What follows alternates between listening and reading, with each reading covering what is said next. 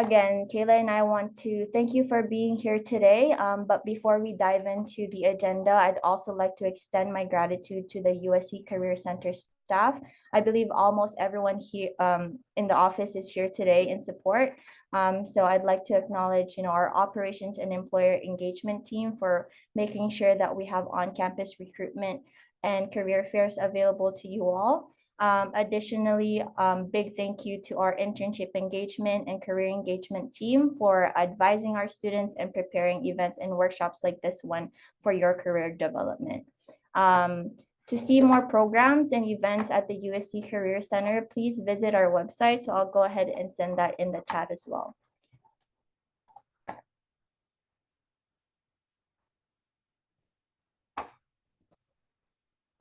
All right. All right, with all of that out of the way, we'd like to cover today's agenda. So again, we'll begin with panel introductions, followed by a guided panel discussion, again, moderated by Kayla. During this segment, it will take about 30 minutes. And to make sure that we have a smooth flow, again, all participants' cameras will remain off and microphones will be muted during this portion. Again, you'll have the ability to turn on your cameras and unmute and ask the panelists your questions directly once we are in the open Q&A, open question and answer portion of the event. But we highly encourage you to use the reactions and the chats to stay engaged during this time. And then at the end, we'll conclude with a few announcements and a survey that we'd appreciate you to complete before we close out the event. Again, I thank you for being here today, and I hope you find today's session insightful and valuable. But I'll go ahead and pass it on to Kayla. Thank you, Ella. I want to thank Ella, our panelists, and the USC Career Center staff for joining us today. So as Ella mentioned, my name is Kayla Carrillo. I'm a graduate student at Rossier School of Education and a graduate intern at the USC Career Center. So we could go ahead and start with our introductions of our panelists. So our first up is Audrielle Tackett. If you want to introduce yourself, Audie. Yes, hello everyone. My name is Audrielle. My pronouns are she, her, and I am a reporter and multimedia journalist at KTVB Channel 7 in Idaho. Just to give a brief bio, Audrielle Tackett is a dedicated journalist and a double Trojan holding both a bachelor's in communications and a master's in communication management from the University of Southern California. She is currently a reporter, journalist, and most recently a weather anchor for KTVB, Idaho's leading news station. She has previously interned with MPRM Communications, Bloom EXO, and Bethy, strengthening her media and communication expertise. Audrielle also advocates for first-generation students, contributing to the USC First-Generation Student Union. Next up, we have Cindy. Hi everyone, my name is Cindy and I currently work at tax associate at downtown LA. Thank you, Cindy. So more information about Cindy. Cindy's journey demonstrates her dedication to continuous learning as a scholar. She obtained 3 associate's degrees from East Los Angeles College before attending USC for her bachelor's in business administration. Cindy's background includes her service in the military and active involvement with the Veteran Association as their vice president. She was also involved with Veterans Resource Center, USC VITA, Basic Needs, and USC Volunteer Center, and was part of the mentorship programs at Leventhal and First Gen Plus Center. Cindy had interned at PwC for 2 consecutive summers before obtaining a return offer as a full-time employee. Next up, we have Edgar. Hey guys, I'm Edgar Sanchez. My pronouns are he, him, and I am a manufacturing engineer at Boeing. Thank you, Edgar.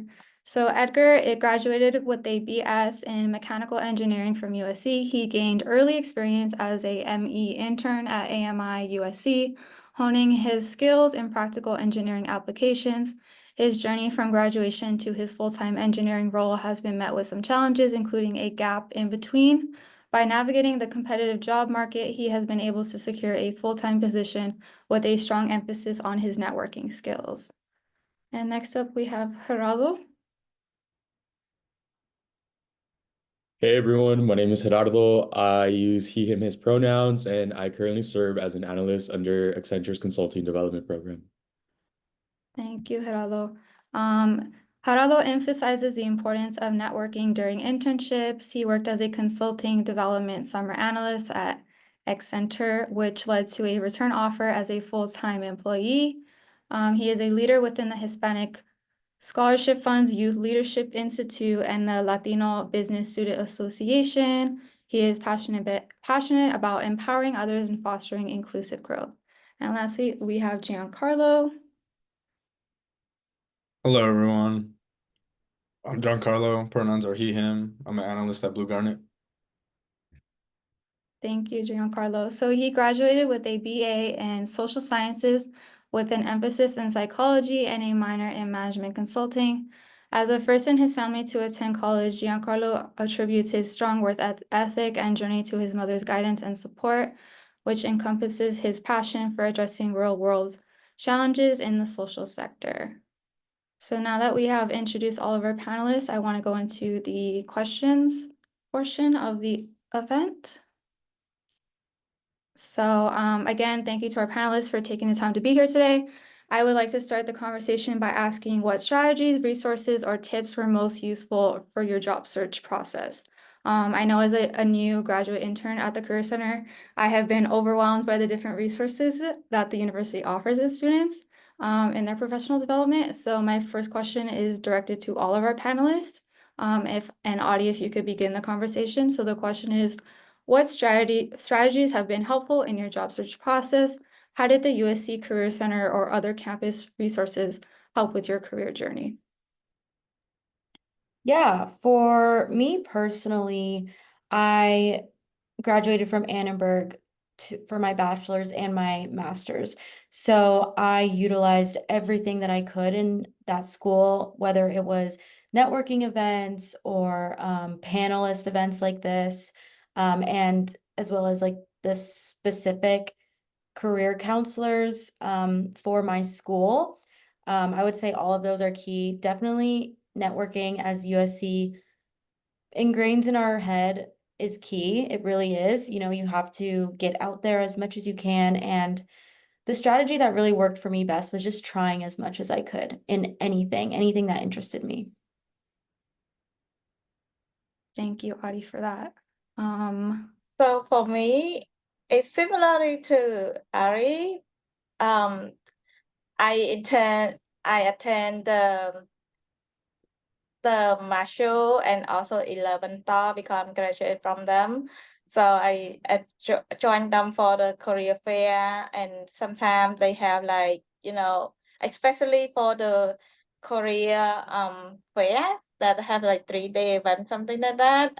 I really like present myself there, and like even like you don't really want to apply to that role, but you kind of like listen to what they ask the question and what the communication that they have between that. I think that is the strategy that I kind of like put into after I attend the event. I put into like to my resume what I supposed to like put to clean up my resume, or like what they want to see. And yeah, I mean like all the career fair and all the like first generation or something that they have everything. So I kind of like join, and then it's just like networking with other stuff. It's also helpful.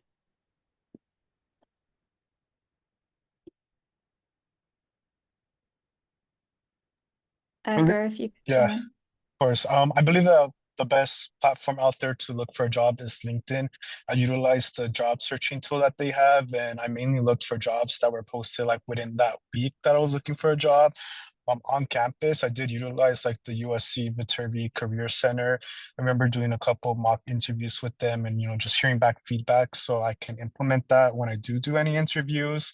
But if you are a Latino in STEM, I would just strongly suggest to be a part of SHIP and go to the SHIP National Convention because that is, uh, they have a big career fair that you just could take a part of and look for a job there as well. Yeah, a big part for me also was taking advantage of the Marshall Career Services as well as the USC Career Center.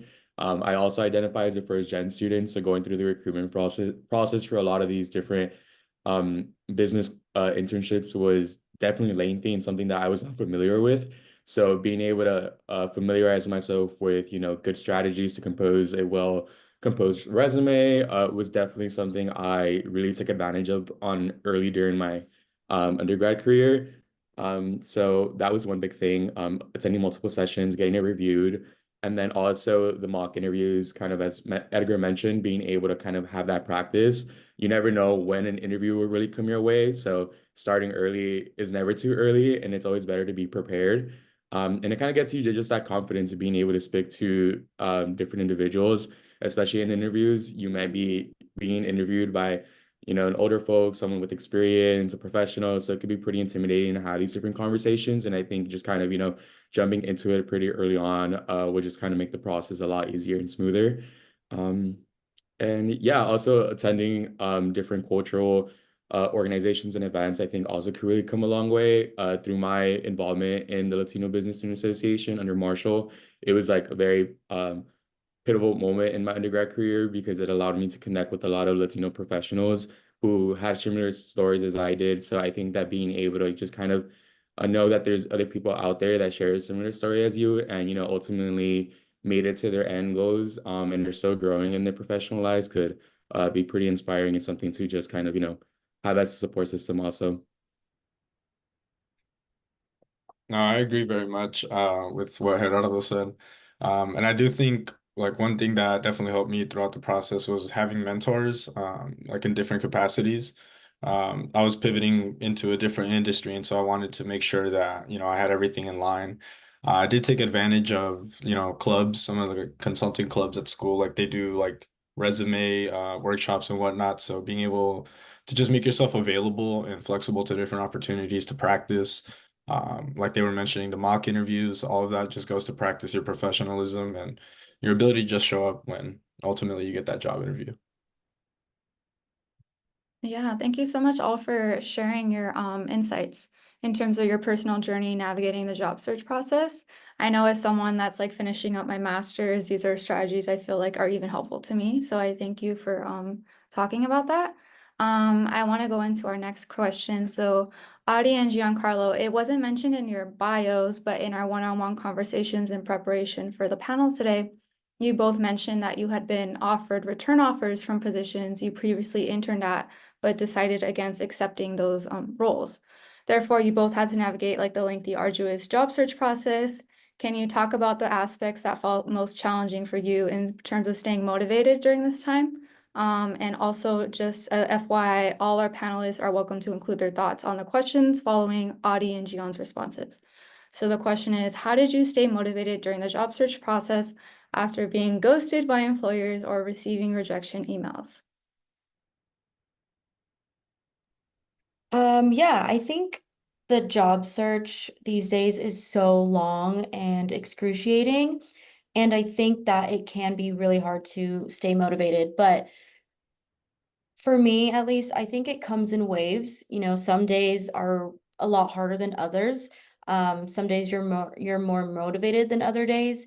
And I really think it's just about picking yourself up again, and keep continuously pushing forward because I mean, we all went to USC for a reason. We're all talented and we all work hard. And I think that if you persevere and can find a way to pull yourself out of that job search, connect yourself back to reality, do something else, then you can be reminded of the greater purpose.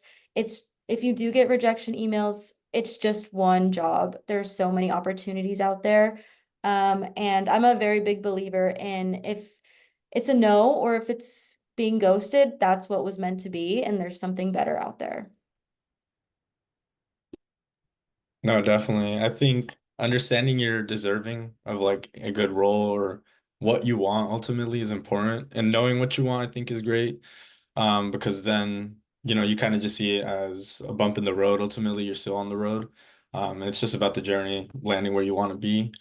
For me, yeah, there's a lot of ghosting for sure. And like say you do get a rejection email, like I would try to use that as motivation to apply rather than, affecting my confidence because ultimately throughout this process, just confidence, how you show up is very important. So making sure that you're protecting your peace, not letting these things get to you too much, I think is very important.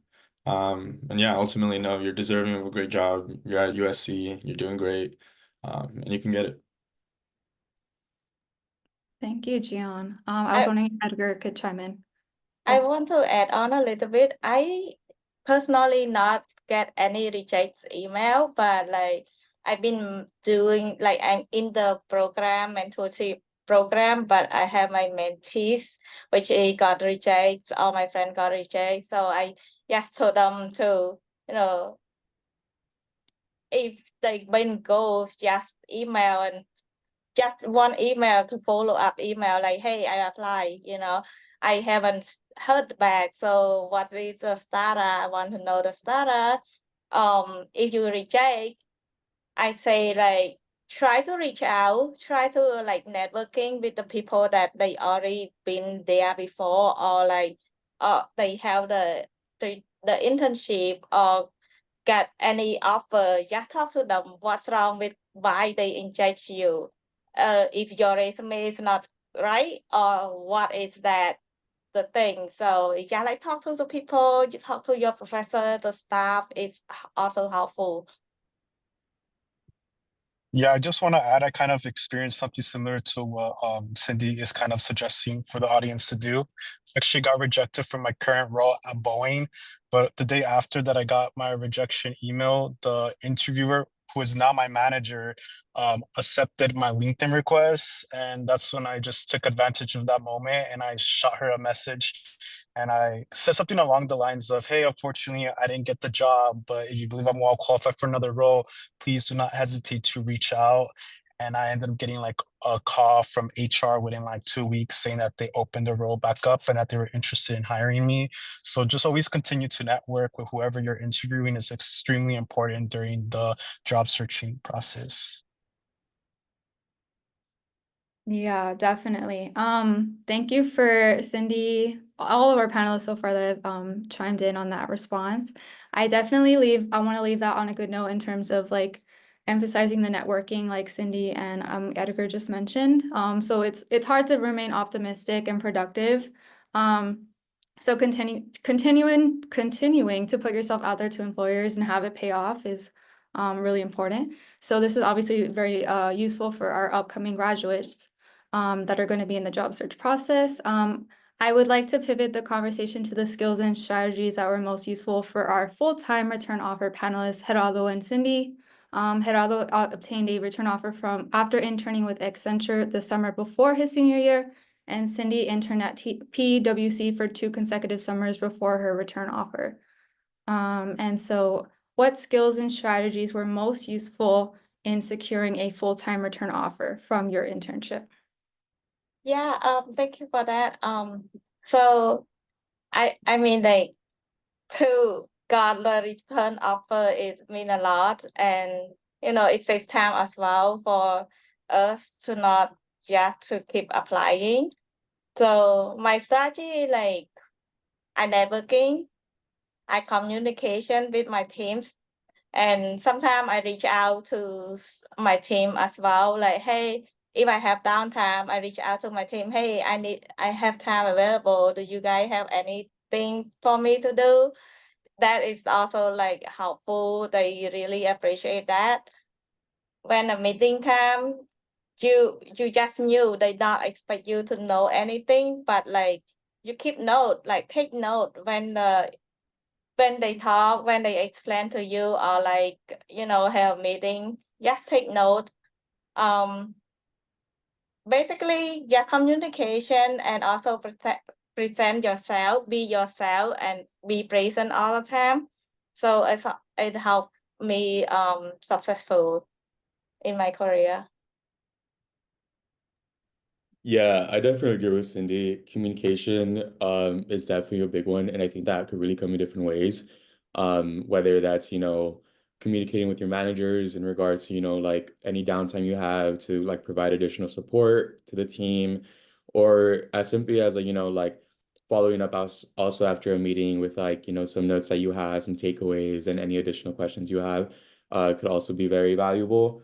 One other thing I would say is that many of these firms are really looking for people who could be very teachable and are like constantly trying to learn. So I think that being able to present yourself as someone who's like eager to learn constantly, I think it could be really good. So again, this could really go in different ways. For example, like if you are in team meetings, it's especially at your first couple weeks on a project, there is going to be many things that you are not familiar with, whether that's like terminology, acronyms, or just like you're just completely lost. So I think that being able to have like, that transparency and confidence to like ask questions, there is not such thing as like a dumb question. And so I know that that's a constant thing that we always hear, but it's like really true being able to, make sure that you do have clarity in every setting and every meeting that you kind of go into could really be important. And also being open and share your ideas. I think that back to a previous point I had and being like, in a professional setting with older folks with so much experience, you might also be like kind of scared to share your thoughts because you're like, okay, I am a college student, and this person has been here for like 20 plus years. So like, what are my insights going to be so much of value? But I think that you do contribute, much more than you think. And so being able to kind of vocalize those ideas that you have, share your thoughts, and your past experiences. At the end of the day, you were brought onto the team for a reason. And so being able to, contribute that value and know your worth could really come a long way. And I think that also like just taking on tasks that, might not be a familiarity to you could also be a lot. If, for example, your manager comes with you to you with like, needing additional support on a specific deliverable, but you have no idea how to go about it. Obviously, like you're not going to be like, oh, I can't do it. I don't know how to do it. I think the way you go about it could really be important. So asking them for any clarifying questions and then, attempt it, try it out. You could be transparent with them, be like, hey, I don't have much experience or knowledge in how I can necessarily do this. So it might take me, a little bit more time to work on it, but I could definitely get it done to you within like the next day or two. And just being again like transparent with your team, and it all ties in back to that communication aspect. So I think overall, just following some of those skills and strategies could be pretty helpful in your journey. Yeah, thank you so much. So what I'm taking away from it is that communication is key, really, to like securing a full-time return offer. Adi and Giancarlo, I was wondering if you had any insights into this as you have had return offers. Yeah, I definitely agree with the communications aspect. I am a communications major, so I believe that communication is key to everything. I think building a relationship is really important as well, and that comes with having good, strong communication. I think you need to understand where your bosses are coming from, your coworkers are coming from, fellow interns are coming from. You need to really build those relationships, and that comes with networking as well. Make your name be heard by everyone. And even if, you know, you have something bad to say or like you can't do something, I think being willing to say that and stand up for yourself and have an honest conversation with your managers or whoever it may be is really important because they gain more respect for you, they get to know you better, and again, it just adds to that genuine relationship rather than just being a yes man. No, definitely. Um, I had a return offer from a financial services firm, which is different than what I do now. And at least in my experience there, one thing that they admired a lot was professionalism. So just keeping yourself to a certain standard, knowing what's expected of you and going above that ultimately if you do want to get the return offer. One thing, like there was one person in my team that didn't get a return offer, so maybe I could offer some advice of what not to do. Especially if you're going in as a team into an internship or into a job. Now that a lot of roles or programs are switching into team modes, it's being a team player is very important. Like throughout this whole process of personal branding, I mean, you want to be accountable ultimately at the end of the day, but you also want to be a reliable team member. And that means, you know, if you have an issue within the team, being able to hash it out yourselves, escalate to a manager when needed. But at the end of the day, knowing like work is work and you got to keep it professional and you're trying to produce something at the end of the day to make an impact in the world. So, yeah. I do want to add just one quick note on kind of just some advice also. Um, Going into these different internships, at the end of the day, um, you don't know what the end result will be.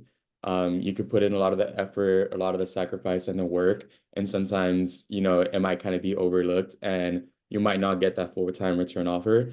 Kind of following back to like the previous advice I was given, don't let that like discourage you from like continuing on, like whether that's in that same industry, the same role. It just possibly wasn't the time for you at the firm. I know a couple of other interns during my intern class that did a lot more work than I did. And I would say they were on teams that did require them to attend a lot more meetings, complete a lot more deliverables.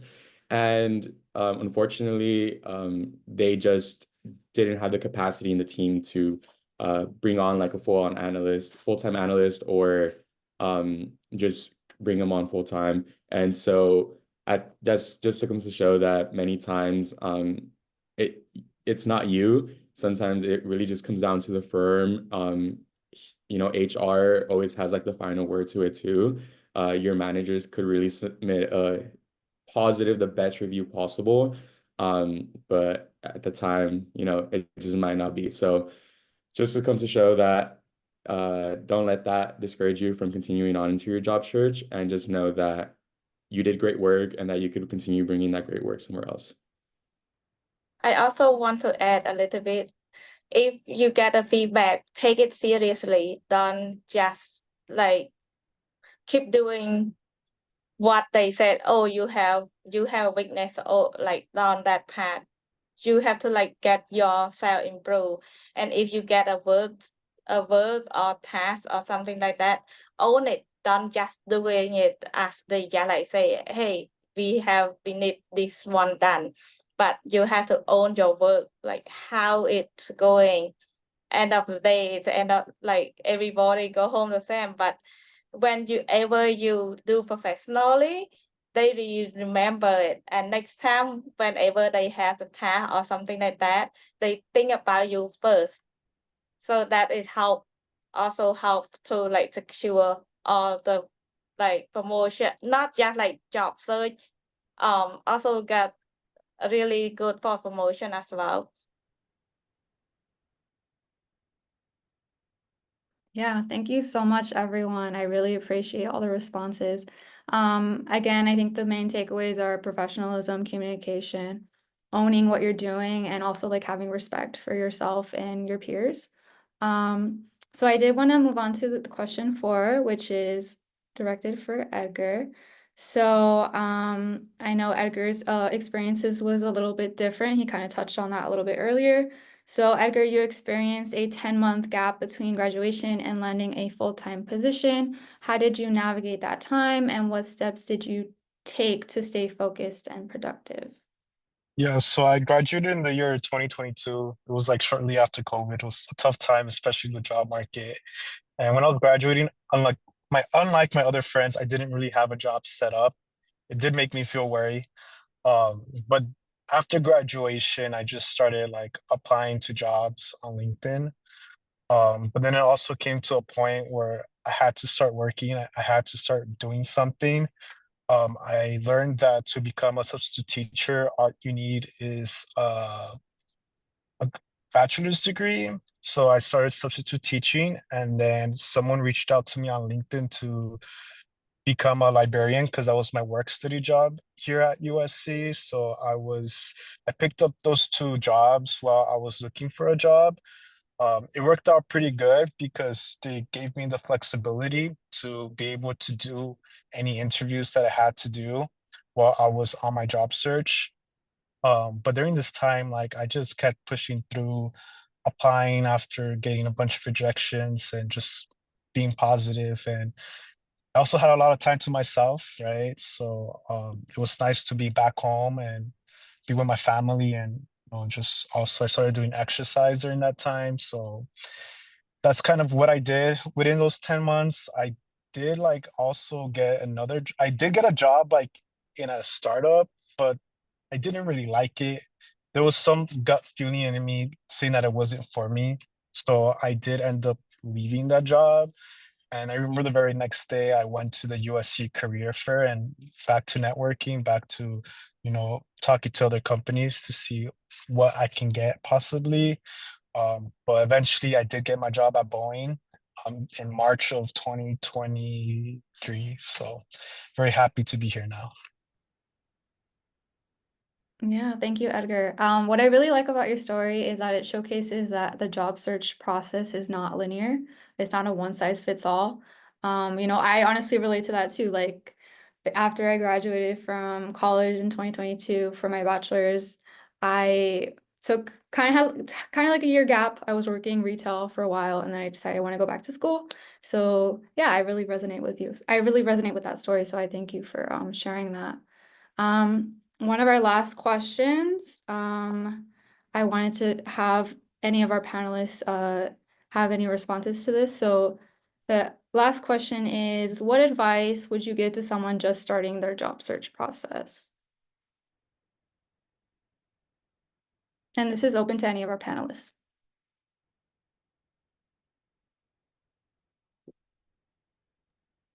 I can take first. So the first, I said, go to Career Center and get your resume done. That's the first step. After that, look out for all the email from your school and also Career Center about like job fair, career fair, or even like student club, student organization, event or something like that. You can also watch out all those kind of things. They can like lead you to your job search as well. Talk to your professors. Talk to them. They've been there before. They've been in the industry. Sometimes, professor can just recommend you or refer you to other job. To be honest, I already got the return offer from PwC, but my professor also linked me with someone else that also like USC alum. And she said, and I met with her, and until today, she said, if I want to leave PwC, reach out to her first. That has mean a lot, talk to your professors to know them. And if you don't have any like homework or something like that, just talk about their journal, like how they work, how they be successful in their career, and it help a lot. I feel like when I was in the job searching process, a lot of the feedback that I was receiving was that didn't have a lot of job experience. So I would just suggest to really get to know your resume, be comfortable and being able to share your like school experiences because those are um you know experiences that are valuable. I did like put a lot of emphasis in like talking about my senior projects that I did do my last year at USC. So that's what I would suggest to people who are early on in their job process. Yeah, kind of to build on that, Gerardo actually is the one that kind of helped me with this, but I think it's important to have like preset answers kind of to interviews, if that makes sense. But it's like you should have an answer for any question. And sometimes you could really like make 5 stories be able to answer any question that's ever asked to you. And I think that just goes in a lot with the preparation. Networking is also big. I was able to get a referral to like my dream job, ultimately to be told like they're not hiring this season. So just keeping those connections alive, even though I'm working at a different job, ultimately, like I do want to end up at my dream job. So continuing, never burning a bridge, keeping relationships fresh. Yeah, and just knowing that you can get it and keep practicing. Yeah, I think two things I really do want to highlight, I think were really beneficial for me. One of which Giancarlo mentioned earlier in terms of like the mentorship. Going into USC, especially as a Marshall student, I had like no exposure to like what corporate America really had. Like no one in my family has ever worked in corporate America. So kind of just familiarizing myself with the different like opportunities available out there was I think a crucial aspect of like having like a mentor. I took advantage of different mentors, whether there were many who shared similar backgrounds as I did, or just people who've had like years of professional experience. I think that many different people could really bring insight and valuable advice to you in different shapes and forms. And so I think that my mentors were really big in kind of shaping my job search and like recruitment process. I remember one of my first mentors early on in my sophomore year. I had received an email for like my first job interview for an internship, and I was like so nervous, like not knowing to expect. But I was like, you know what? Like I enjoy talking to people. I'm not the type of person who really gets nervous. So I was hoping that that was gonna like kind of carry me through. And so the night before, I had like a mock interview with this mentor, and he asked me like after the first question I answered, like, what would you rate yourself? And I was like, I mean, it was okay, like probably like a 7 out of 10. He was like, nah, it was like a 2 out of 10. And so in the moment, it like hurt, like telling you that the answer I just gave for like 2 minutes was like not the best. But I think that sometimes like you don't have to really take it the wrong way. I obviously never knew what was a proper way of, answering an interview question and things like that. And so take it like as a learning experience and take it and practice it and apply it. And I think that that's something that was very kind of like important for me. If I never had that practice interview with that mentor at the time, like God knows where I would be right now. And so again, that was definitely one thing. And then also just like, you know, be hungry. I was someone, as I mentioned, like someone who didn't know what I wanted to do. So I took advantage of different opportunities, many of which made me realize that these were things that I didn't want to do. And so for that, like don't see that also as like a waste of time. See that as like an opportunity to, you realize that that's something you're not passionate about. And now it's like, okay, boom, move forward, find something else. So I think that again, how Gian said, like it's going to be a constant road and there's going to be a lot of bumps on the way, but making sure that you are just kind of keeping that open mind and asking for the support could really make it less challenging in the long run. Yeah, thank you. Audie, did you have something to add as well?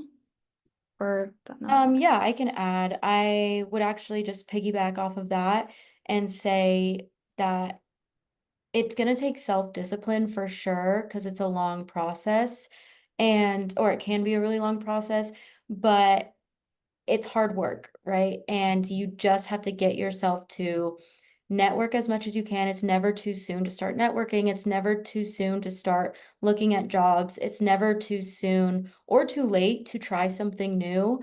I was in a similar spot where I didn't know what I wanted to do exactly for a long time, but I tried as many things as I could just to get through the process of learning what was a possibility, what I wanted to do, and what wasn't working out for me. I think the more you dip your toes into different things, those answers will come to you. And don't be afraid to reach out to people to apply to jobs because every no that you get through is just getting you closer to your yes. And it's just finding what's meant for you sooner. So it's a long, hard process. You just kind of have to bear down and get through it and find out what drives you to keep that process going. Yeah, thank you so much for everyone today for your insights. I do want to give our students the opportunity to ask questions, so we are going to be moving on to the Q&A portion, and I'll be passing it along to Ella to give further instructions for that. Thanks, Kayla. Can you guys see my screen right now? Perfect. Again, thank you so much, everyone, for your just attention throughout this guided discussion. But as Kayla said, we are going to move into the open Q&A portion of the event. Here's some quick instructions just to make this session run smoothly. So for any questions that you have, please go ahead and begin submitting your questions using the Q&A feature on Zoom. That's how we're going to track the questions that you're submitting. If you do want to remain anonymous, just make sure that you click or select the anonymous when submitting your question, and then Kayla is going to read that question aloud. If you do want to ask your questions directly to the panelist, do the same process of submitting your questions through the Q&A feature, but don't make it anonymous so that Kayla can call out your name. And during that time, you can go ahead and unmute and start your video. So you should be able to unmute yourselves and start your videos now if you'd like. But we have about 15 minutes left of the session, so we'll try to address as much as we can. But I'll go ahead and pass it on to Kayla, but please submit your questions in the Q&A features if you haven't yet. Yeah, thank you, Ella. So students feel free to utilize the chat portion or the Q&A. Okay, so I see some two questions as of right now from Abney Blount. How can I best stand out in the application process when jobs can have 20+ applications? And Abney, do you want to unmute depending on how you feel? Yeah, hi. That's my question. I was just wondering because I know LinkedIn isn't the best tool to be applying for jobs, but even just going on there and seeing this job has like 50 applications or over 100 can be a little daunting. I was applying to a bunch of jobs with a bunch of applicants, and I think one thing Marshall provides that's pretty cool is they have like I mean, when you're applying to big companies, most of the time, like especially in those initial rounds, like they probably just AI scan you. So there's like VMock, a tool I know that you could use. Probably the Career Center has it as well, but you can get like your resume graded on like how it's read electronically. So if you know you're gonna be applying to those things, make sure, I mean, your resume is good, but also that it gets a high grade if it's gonna be read electronically. Yeah, one thing I also do want to point out is um, kind of really looking into the roles that you're applying to and really tailoring your resume to those roles. I think that oftentimes you may think that like your past experiences don't really align to like where you want to start off in your professional career post grad, but at the end of the day, like if you had some sort of like digital marketing role at a club on campus and you are interested in going into like consulting or whatever it is that you have interest in, there could still be a lot of skill sets that you gain in these previous roles that could be really applicable to these roles that you are applying to. So it could be as simple as like looking at your job descriptions and kind of, using similar wording. As Gian mentioned, a lot of these initial screenings really might just be like an AI machine just kind of looking for keywords on your resume. So making sure that you kind of are using those could really be beneficial. And again, just making sure that your overall resume is really being tailored to the role and position and yeah, the role and the position that you are applying to. And a piece of advice that I got from an upperclassmate when I was in college was that in your resume, like after you have it's at the top is like your education section. I will follow it with whatever is most important. Because when a human is like reading a resume, they're reading it from the top to the bottom, and who knows if they're actually reading it all, right? So always try to put whatever's important at the top is what I would suggest.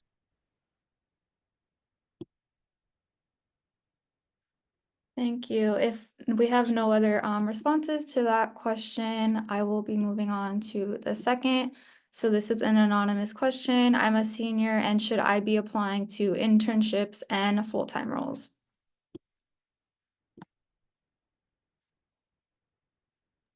I think most internships will require you to return to school the following year. And I believe that sometimes they check that.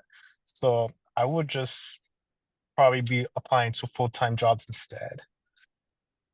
Yeah, some roles will definitely have a criteria where you have to be at a certain graduating standing um, in order to be eligible to apply for the roles.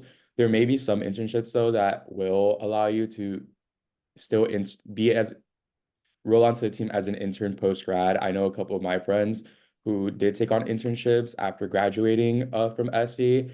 However, I would say just apply to anything that is really out there. It doesn't really hurt to kind of send out your resume and just kind of having those options open could be pretty useful.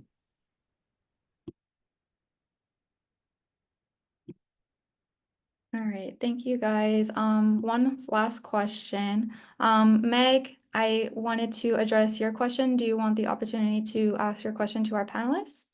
Or I could go ahead and read it. Oh, sure. Hi, guys. Cool.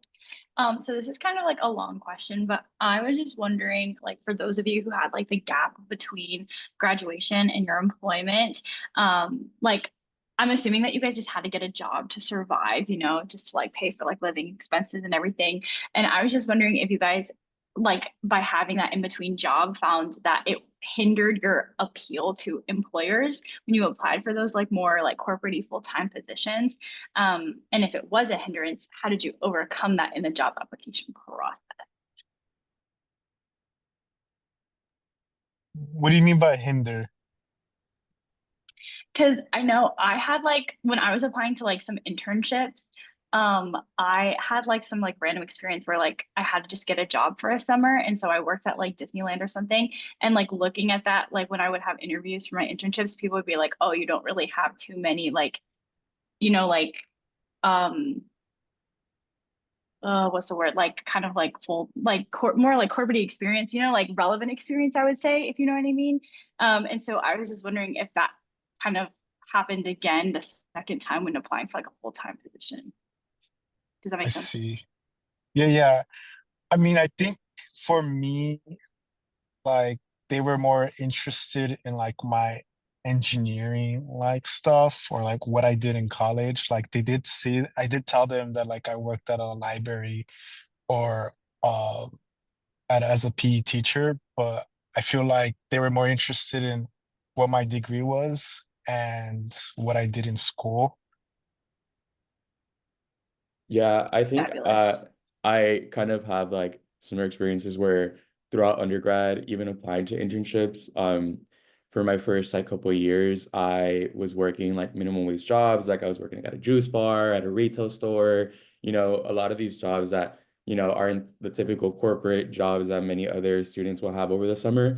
And so I think that as I mentioned before, like there's still a lot of skills that you could really you know, still apply to these roles. So whether that goes from like communication, team working, managing, like there's a lot of things that you could really still apply onto your resume that job recruiters are like still looking for. Like at the end of the day, they want someone who's going to be able to work in team settings. They want someone who could like lead a team and do like, you know, someone that's teachable also. So if you kind of highlight those skill sets, like you might not be like, yeah, like I make like the best green juices, you know, and the best acai bowls, but you might be able to put other things on there that could be a valuable insight to the recruiter for the role that you are applying to. And then also, yeah, that was my point. No, Yeah, a lot yeah, of the thank you. I was just worried. And that, oh, sorry, what were you saying? yeah, I was just gonna say a lot of the questions you get in interviews are like behavioral questions. So no matter like where you work, it'll be applicable to be able to answer that question. I can add on to that. You know, you not necessarily have to be like really incorporate. Just the same as they said earlier, you know, your schoolwork, you can also put on your resume, your activity in the, like student club, or if you find time like I do. I mean, I'm not like I do, but I try to do many things at the same time while you know, the school provide us a lot of opportunity to do. Like I joined the mentorship program, which is you just mentor people or you just be a mentee, also helpful too. They show that you put your time, you know, beside your study and you can like do multitask. I did work study. I joined volunteer center, like just to volunteer and then you talk to people and do a little bit thing. It's also like work like, okay, you do stuff that not just like stuck with the book. Or you can like, if you want, you feel comfortable, join the student organization as a leader, as a take a position. They can like basically they want to see like you can lead, you can adapt, and also like you follow. Thank Yeah, you. something I think I would add is that you can make anything work for you the way you want it. You are in charge of your own resume. You can put whatever you want, whatever your responsibilities are, and you can frame it in the way that you want, as long as you can answer to that in an interview as well, right? Something that I did, because I was definitely someone who had a lot of part-time jobs here and there throughout college. There were times when I would have multiple part-time jobs at once and while going to school, and you find what works for you, but I would also encourage you to find the part-time jobs that fit well with your major. For me, I was a communications major, and so I did jobs in, you know, marketing or social media, and there's part-time jobs for that as well. One thing I did was I worked for the sports team LAFC part-time, and it was a very low level job. It wasn't a big corporate job. It was low level for sure, and it was low pay, but I still was able to make that fit into my career now and be applicable to the rest of my career, really, going forward. So it's all about the way you make it work for yourself, no matter what the job is. Yeah, I just want to wrap it up. I know we're running out of time, but I really want to lastly say huge appreciation to our panelists and our students for the time to be here today, and I'll pass it on to Ella. Yes, thank you, Kayla, for moderating and helping, plan this event. You've been very incredible to work with, and I appreciate just all of your help with everything. And again, to our panelists, I deeply appreciate your willingness to share your job search experience with our fellow Trojans. I know how challenging it is to be open or vulnerable about some of the difficult situations that, you've went through. And again, I applaud and appreciate your courage in sharing this with everyone else. But I'll definitely be in touch with all of you again after the event. And again, for everyone else who's here with us today, thank you for supporting this session. Again, this event was recorded and we will inform you once it has been uploaded to our YouTube channel. The last thing I want to share with everyone